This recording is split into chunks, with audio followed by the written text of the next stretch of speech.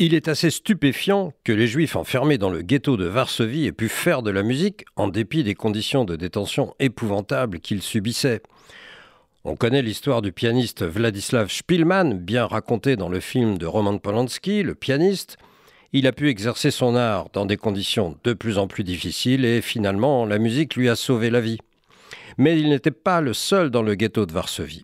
Des concerts furent donnés par un orchestre symphonique de près de 80 musiciens et il y eut également des concerts de musique de chambre et de musique chorale, des comédies musicales, des spectacles de variété et des concerts liturgiques dans les synagogues. Tout ceci alla évidemment en se dégradant progressivement. On rapporte d'ailleurs des événements similaires dans les ghettos de Lodz et de Vilnius. Il paraît que la qualité des concerts à Lodz était particulièrement élevée. À Vilnius, il s'agissait surtout de théâtre. Ces trois villes, Varsovie, Lodz et Vilnius, avaient été auparavant au centre de la vie culturelle juive d'Europe de l'Est. C'est surtout dans le camp de Térésine que la musique occupa une place particulière, mais ce camp était une vitrine où la Croix-Rouge, lors d'une visite, a pu croire que les conditions de vie étaient acceptables. Ils n'y ont probablement pas regardé de très près.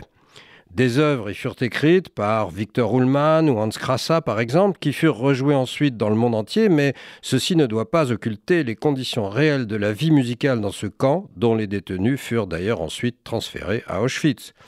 Lorsque le résistant juif de Lituanie, Hirsch Glick, dans le ghetto de Vilnius, apprend la nouvelle du soulèvement du ghetto de Varsovie, il écrit Zog nit kein Moll, ne dit jamais, sur une mélodie du compositeur russe Dimitri Pokras.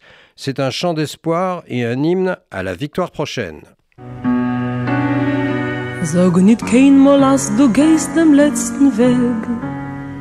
Himmeln bleiene verstellen blaue Tag. Kommen wird doch unser ausgebänkte Schar. Sveta pojkt an unser Trott, wir sinnen da. Kommen wird doch unser ausgebänkte Schar. Sveta pojkt an unser Trott, wir sinnen da. Le ghetto de Vilnius adopte ce chant qui est bientôt repris dans d'autres ghettos.